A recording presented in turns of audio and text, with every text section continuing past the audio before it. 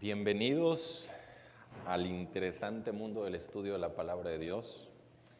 Hoy estamos vamos a iniciar una pequeña serie, no la vamos a hacer esto muy larga, una pequeña serie en relación a los engaños satánicos para el tiempo del fin. Y hoy vamos a comenzar con la primera parte, así que quiero invitarles a abrir las escrituras, pero antes vamos a hacer una breve oración ahí donde estamos, vamos a inclinar el rostro y vamos a orar. Querido Padre que estás en los cielos, queremos suplicarte que el mismo Espíritu Santo que inspiró a los apóstoles y a los profetas para escribir las sagradas escrituras, sea el mismo Espíritu Santo que nos capacite y nos ilumine para entender las verdades de este tiempo. Danos claridad de mente, claridad de pensamiento para escuchar tu voz. Lo pedimos en el nombre de Jesucristo. Amén.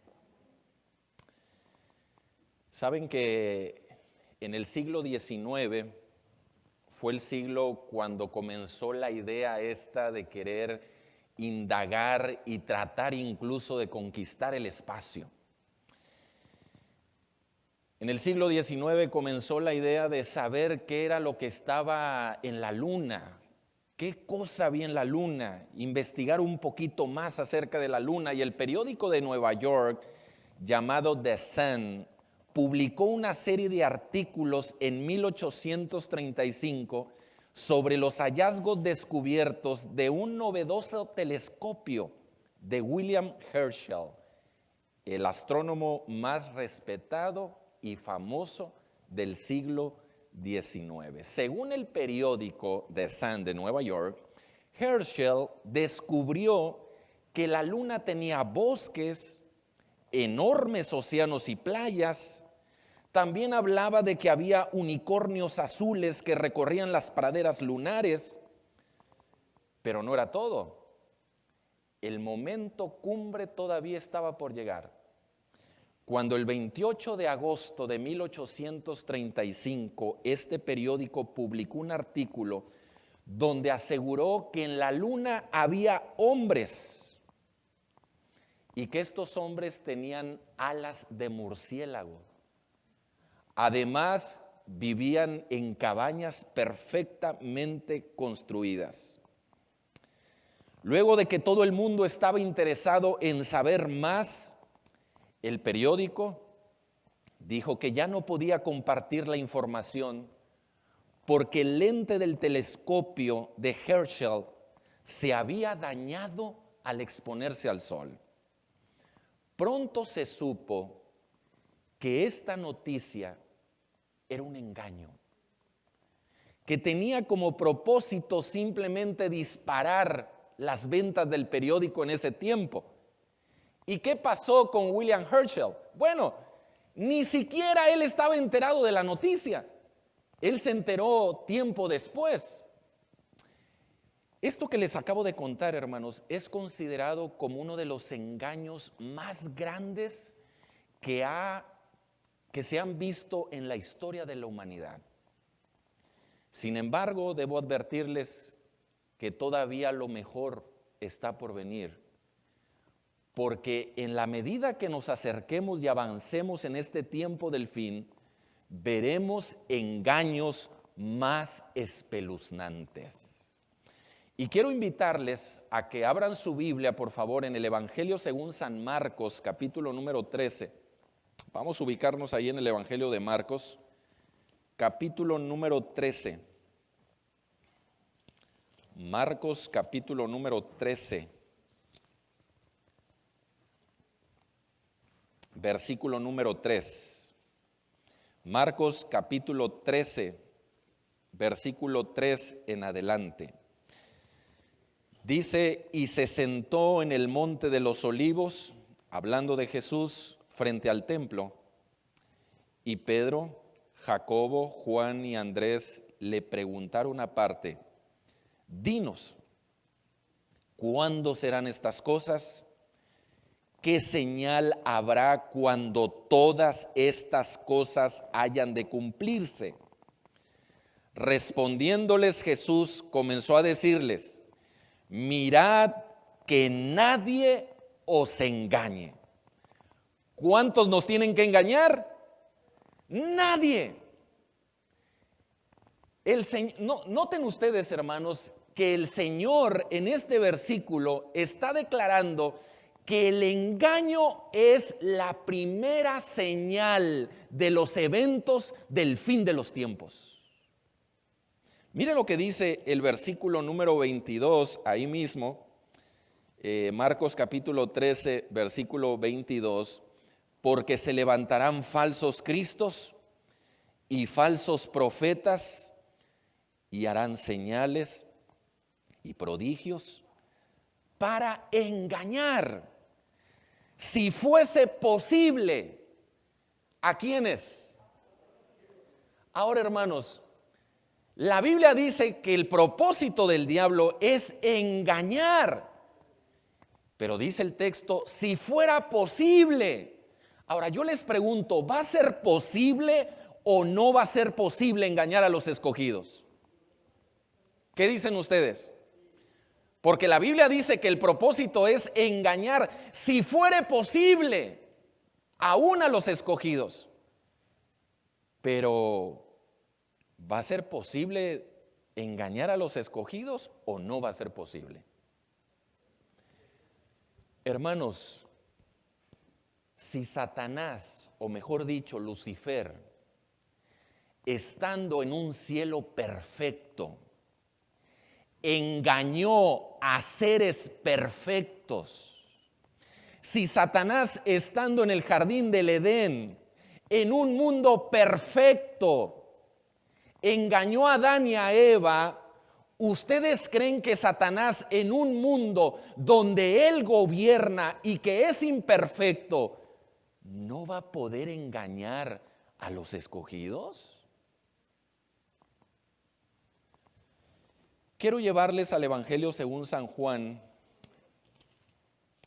Algunos versículos van a estar apareciendo en la pantalla, no todos, pero quiero llevarles al Evangelio según San Juan, capítulo número 8 y el versículo número 44. San Juan, capítulo 8, versículo 44. Juan 8, 44 dice así: vosotros sois de vuestro padre el diablo, y los deseos de vuestro padre queréis hacer.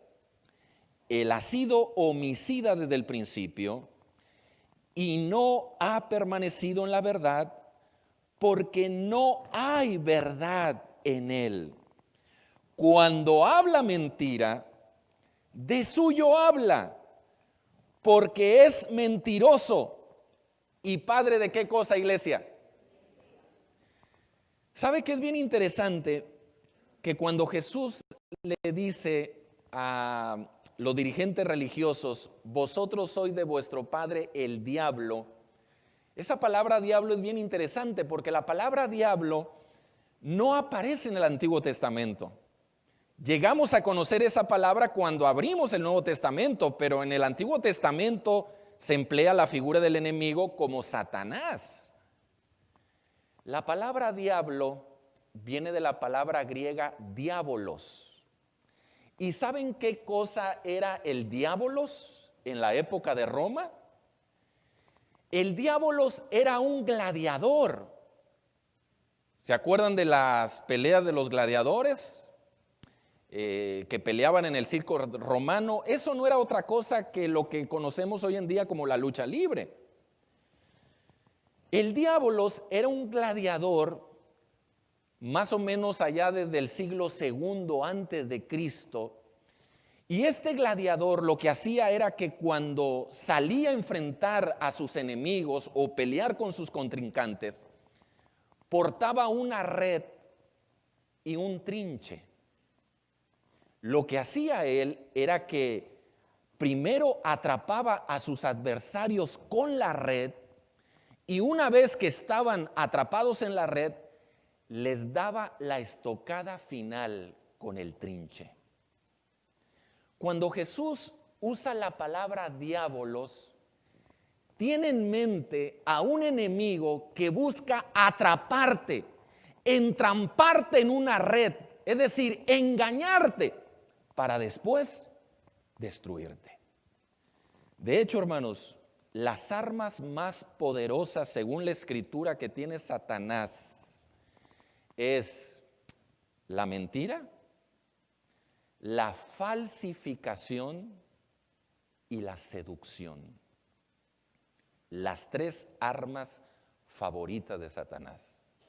Ahora, es bien interesante que en el libro del Apocalipsis hay dos términos que son dos palabras claves en el libro del Apocalipsis. Y es la palabra engaño y la palabra verdad. La palabra verdad aparece 9 veces en el libro del Apocalipsis. Y la palabra engaño aparece 7 veces. Quiero llevarles a Apocalipsis rápidamente, capítulo número 12, versículo número 9. Dice Apocalipsis capítulo 12, versículo número 9. Apocalipsis 12, 9 dice así: y fue lanzado fuera el gran dragón, la serpiente antigua que se llama Diablo y Satanás, el cual engaña a ¿cuántos? Y fue arrojado a la tierra y sus ángeles fueron arrojados con él. Una palabra clave, engañar. Mire lo que dice el versículo capítulo 13 de Apocalipsis y el versículo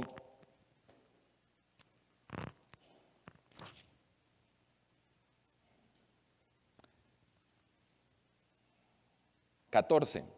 Apocalipsis 13, 14 dice: y engaña a los moradores de la tierra con las señales que se le ha permitido hacer en presencia de la bestia, mandando a los moradores de la tierra que le hagan imagen a la bestia que tiene herida de espada y vivió. Vamos al capítulo 20, versículo número 7 y 8. Apocalipsis 20, versos 7 y 8 dice: cuando los 1000 años se cumplan, Satanás será suelto de su prisión y saldrá a engañar a las naciones que están en los 4 ángulos de la tierra, Gog y Magog, a fin de reunirlos para la batalla, el número de los cuales es como la arena de la mar. De modo, hermanos, que encontramos que la palabra engaño en el libro del Apocalipsis aparece 7 veces. Entre tanto, la palabra verdad aparece 9 veces.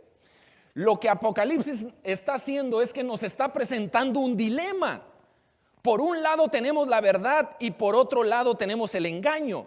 La pregunta aquí es: ¿cómo vamos a salir avantes ante esta disyuntiva?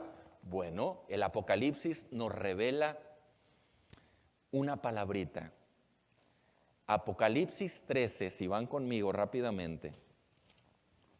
Apocalipsis 13, versículo 18 dice: aquí hay sabiduría. Y el capítulo 17 de Apocalipsis y el verso 9 dice: esto es para la mente que tenga sabiduría. En otras palabras, hermanos, lo que la Biblia está diciendo es que la única manera de distinguir entre la verdad y la mentira va a ser el discernimiento, la sabiduría que viene de las Sagradas Escrituras. Ahora, le voy a citar un versículo, no necesita buscarlo por ahora. Este versículo es la versión de Jerusalén. Les he dicho varias veces que es una de las mejores traducciones. Ninguna traducción es perfecta, pero personalmente considero que es la mejor traducción que tenemos en el español de la Biblia de Jerusalén, que es una versión católica. Y dice el capítulo número 3, versículo 1, dice que la serpiente dijo a la mujer: con que Dios ha dicho, no comáis de ninguno de los árboles del huerto. ¿Qué está haciendo aquí Satanás? Satanás está usando la palabra de Dios. Ahora, ¿cómo es que está usando la palabra de Dios? Sí, está citando algo que Dios dijo. ¿Y qué fue lo que Dios dijo? Bueno, vamos a verlo rápidamente en Génesis capítulo 2, Génesis 2,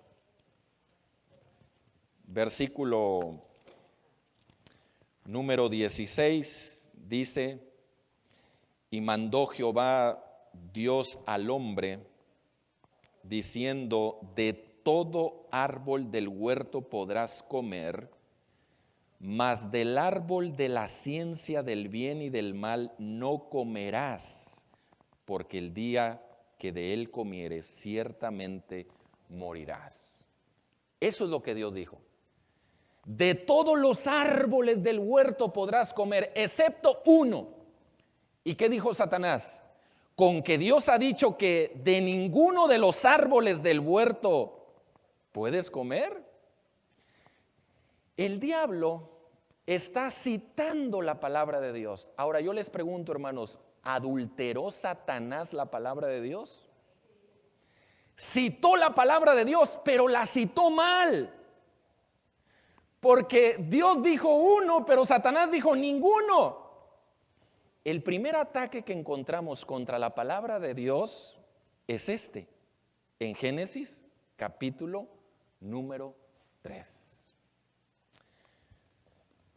Ahora, hermanos, quiero llevarles al libro de Timoteo. Esta es la lectura bíblica que le dio el pastor hace un momento. Lectura bíblica es Primera de Timoteo capítulo número 4.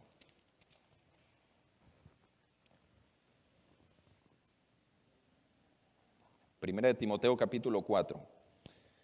Vamos a mirar el versículo número 1. Dice: pero el Espíritu dice claramente que en los últimos tiempos algunos apostatarán de la fe. ¿Por qué razón van a apostatar de la fe? Porque van a escuchar a espíritus engañadores y a doctrinas de demonios. Algunos apostatarán de la fe por andar escuchando doctrinas de demonios. Hermanos, ¿qué cosa es la apostasía? La apostasía es desertar de la fe en Cristo. La apostasía tiene que ver con divorciarte de Cristo, es decir, tú te enamoraste de Cristo, te casaste con Cristo, pero la apostasía es un divorcio con la verdad. La palabra apostasía tiene una idea bien interesante. Resulta que la palabra apostasía conlleva la idea de un barco que está anclado en el puerto, pero que poco a poco ese barco comienza a alejarse, se comienza a alejar de la costa hasta que llega a las aguas turbulentas. Algunos apostatarán de la fe, no todos, algunos, por escuchar espíritus engañadores y doctrinas de demonios. Hermanos, con mucho amor y cariño les digo, tengan mucho cuidado lo que ustedes escuchan, porque los demonios también se mueven en las redes sociales. Se ha levantado últimamente una oleada de doctrinas, de herejías en contra de la verdad, y cuando uno no está bien parado en la palabra del Señor, esa corriente te lleva. Te toma la pastilla, te envenenas, y mire qué difícil es quitar un envenenamiento que tiene que ver con una falsa doctrina. El apóstol Pablo lo advirtió en otra ocasión. Si van conmigo, por ejemplo, a 2 de Timoteo, capítulo número 3, capítulo 4, segunda de Timoteo capítulo 4, versículo 3, segunda de Timoteo capítulo 4, verso 3 en adelante. Segunda de Timoteo 4, 3 en adelante. Dice, porque vendrá tiempo cuando no sufrirán la sana doctrina. Esa palabra sufrirán debiera de decir no soportarán escuchar la sana doctrina, sino que teniendo comezón de oír, se amontonarán maestros conforme a sus propias concupiscencias y apartarán de la verdad el oído y se volverán a las fábulas. ¿A qué se refiere Pablo cuando dice que muchos van a ser engañados porque van a tener comezón de oír? ¿Qué quiere decir Pablo con esa expresión comezón de oír? Pablo está haciendo referencia a un problema que enfrentamos hoy, también estaban en sus tiempos, y tiene que ver con el sensacionalismo. Ahora, hermanos, uno como cristiano tiene que diferenciar entre la escatología y la escatonomía. La escatología es el estudio de los eventos del fin a la luz de la palabra de Dios. ¿Qué cosa es la escatología? El estudio de los eventos del fin a la luz de la palabra de Dios. La escatonomía es muy parecida. Es el estudio de los eventos del fin, pero desde el amarillismo y el sensacionalismo. Y el amarillismo junto con el sensacionalismo atrae el oído. Por ejemplo, hermanos, vamos a pensar en un ejemplo. Si yo les dijera que este miércoles, vamos a decir, este próximo miércoles este servidor va a predicar un tema. Y yo les digo, hermanos, ¿qué les atraería más? Si yo predico acerca de la oración o si yo predico del chip y el 666. ¿Qué le atraería más a la gente? Si yo les digo, este próximo miércoles yo voy a predicar acerca de la importancia de hacer evangelismo. O si yo les anuncio que quiero predicarles acerca de los 7 misterios ocultos que tiene el Vaticano, ¿qué tema le atraería más a la gente? Si yo digo, hermanos, vamos a hablar este miércoles acerca de la importancia de estudiar todos los días las Escrituras.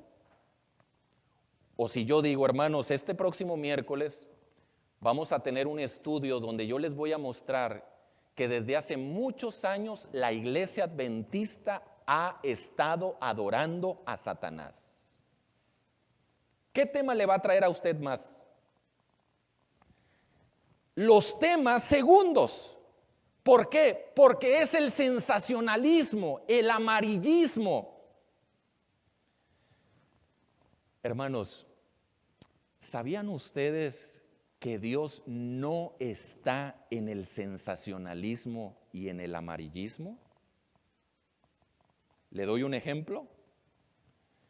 ¿Se acuerdan ustedes cuando el profeta Elías estaba en una cueva? Dice la Biblia que vino un viento solano y destructor, pero Dios no estaba en el viento. Luego vino un fuego que atisbó hacia el interior de la cueva, pero dice la Biblia que Jehová no estaba en el fuego. Después dice que vino un terremoto que cimbró los cimientos de la cueva donde estaba Elías, pero Jehová no estaba en el terremoto. ¿En dónde estaba Jehová? Acto seguido la Biblia dice, Primera de Reyes 19, que vino un silbo, delicado y apacible, que entró a la cueva y llegó al corazón de Elías. Dios no se mueve en lo amarillista ni en lo sensacional. Dios está en la sencillez. Y muchos serán engañados por escuchar, por la comezón de oír los temas sensacionalistas. Hermanos, sí, y deben de saber ustedes algo, y esto no debe ser asunto de confusión ni de conflicto. En el tiempo del fin, la mentira siempre va a ser más atractiva que la verdad. Así que no vamos a discutir eso. En el tiempo del fin, la mentira va a ser más atractiva que la verdad. Por eso usted tiene que tener discernimiento espiritual. Y esa sabiduría de la cual habla Apocalipsis tiene que venir únicamente de la verdadera fuente, la palabra de Dios. Quiero invitarles a ir a Segunda de Tesalonicenses. Les voy a mostrar un versículo, un pasaje, y que al leerlo nos vamos a meter en un problema, pero vamos a ver con la ayuda de Dios cómo salimos de ese problema. Segunda de Tesalonicenses capítulo número 2. Segunda de Tesalonicenses capítulo 2, versículo 8. Dice, Segunda de Tesalonicenses capítulo 2, verso 8, dice: entonces se manifestará aquel inicuo a quien el Señor matará con el espíritu de su boca y destruirá con el resplandor de su venida. Inicuo, refiriéndose al anticristo, cuyo advenimiento es por obra de Satanás, con gran poder y señales y prodigios mentirosos. Versículo 10. Y con todo engaño de iniquidad para los que se pierden, por cuanto no recibieron el amor de la verdad para ser salvo. Pregunto, ¿quién va a ser el responsable y el autor intelectual de las señales y de los prodigios mentirosos? Bueno, la Biblia dice que es Satanás, ¿verdad? Acabamos de leerlo. Pero miren lo que dice el versículo número 11. Por esto, Dios les envía un poder engañoso para que crean la mentira. Entonces, ¿el poder engañoso del fin del tiempo lo envía Satanás o lo envía Dios? ¿Quién lo envía?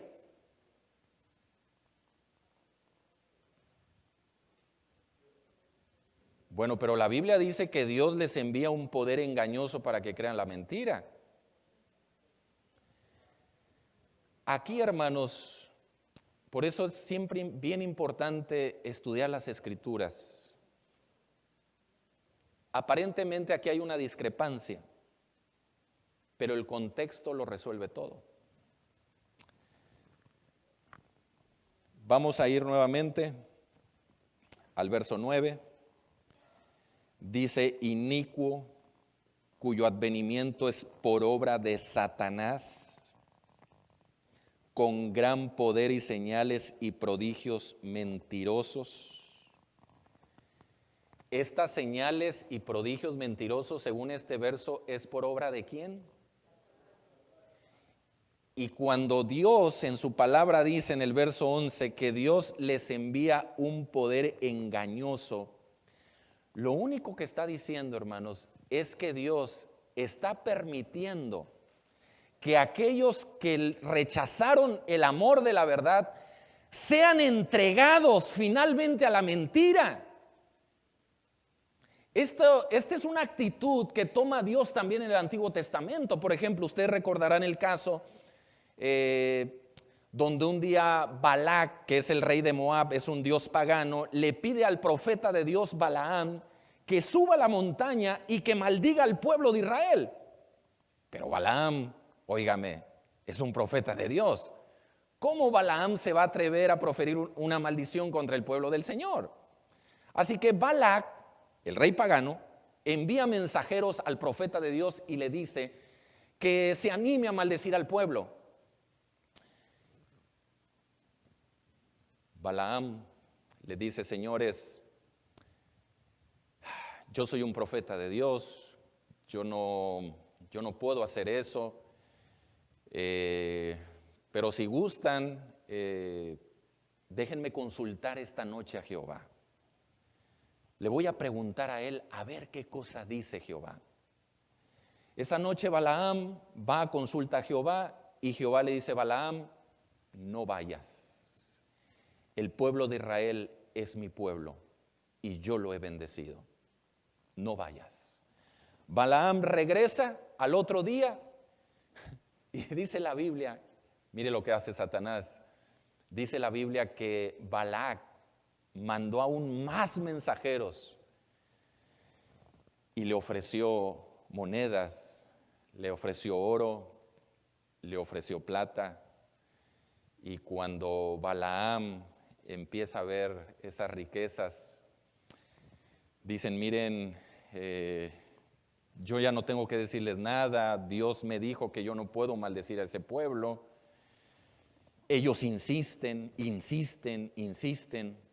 hasta que finalmente Balaam dice: bueno, déjenme consultar por segunda vez. Balaam se regresa, le pide a Jehová dirección. ¿Qué hago, Señor?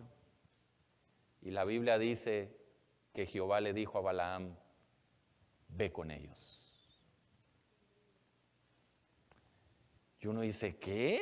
¿Dios le dijo a Balaam que fuera a maldecir al pueblo? No. ¿Por qué Dios envía a Balaam a maldecir al pueblo? Simplemente, hermanos, porque Balaam estaba empecinado, estaba deseando hacer esa obra, participar en esa obra. Y el Señor le dice: ¿tú quieres andar en ese camino? Pues yo no te puedo obligar, ve con ellos.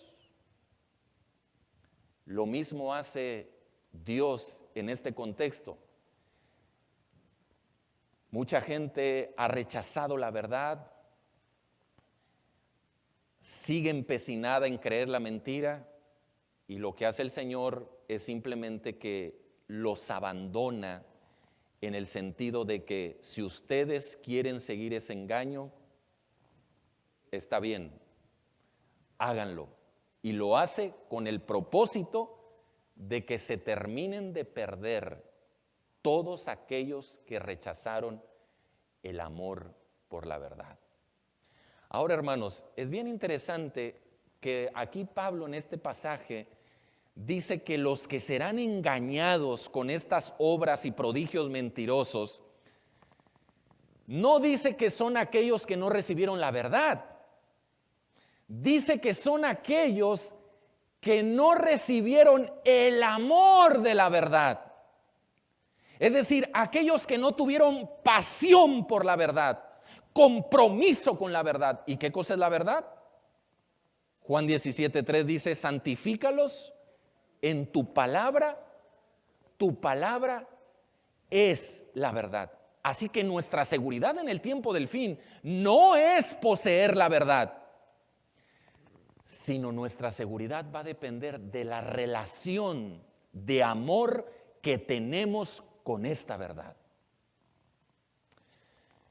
Quiero invitarles a abrir la Biblia en el libro de Timoteo, segunda de Timoteo, capítulo 3. Segunda de Timoteo capítulo 3. Versículo 13. Segunda de Timoteo capítulo 3, versículo número 13. Dice, mas los malos hombres y los engañadores irán de mal en peor, engañando y siendo engañados. ¿Cuántas veces aparece en este versículo la palabra engaño? 3 veces. Pablo dice, mas los malos hombres y los engañadores irán de mal en peor. Es decir, lo que está diciendo la Biblia es que la obra de engaño en el tiempo del fin va a venir de menos a más. Será como una bolita de nieve que en la medida que pasa el tiempo agarra más fuerza, más fuerza, más fuerza, hasta que termina de arrasar todo lo que tiene a su paso. Hermanos, ¿cuál es nuestra seguridad? Versículo número 14.